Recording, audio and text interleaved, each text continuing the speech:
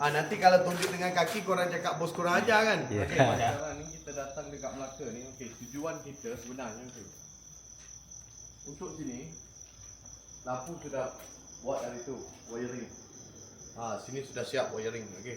So untuk sini simbah air daripada atas dulu. Kasih air. Okay. Ini ada bocor. Faham?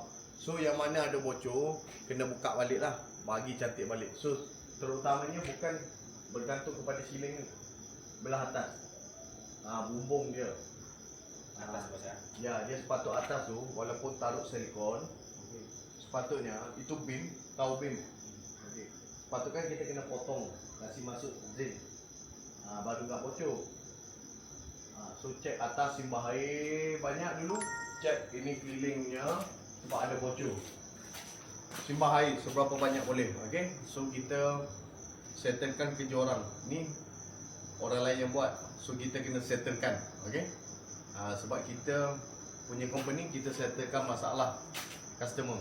Apa sekalipun masalah dia kita kena settle. Walaupun orang cakap tak apalah kerja orang lain. So kita tak nak cari salah company mana-mana. So kita nak buat juga untuk awning ni. So kesianlah dekat abang ni. So dia dah lama nak duduk rumah ni. So tak boleh nak buat apa lah. Memang kena buat, okey. So step yang kedua. Okey, bumbung dah Kau dah jelaskan okey. So untuk step kedua, yang ni kena buka balik ni. 1, 2, 3. Nanti kalau tunjuk dengan kaki korang cakap bos kurang ajar kan? Ya. Okey, bos ya. Ini 1, 2, 3. Bukan. 1, 2, 3. Nak tukar baru. Okey. So dekat sini plaster balik. Okey. Bagi cantik. Plaster balik. Tutup balik. Okey. So dekat dalam pun sama ni. Okey, sini pun sama. Dekat dalam.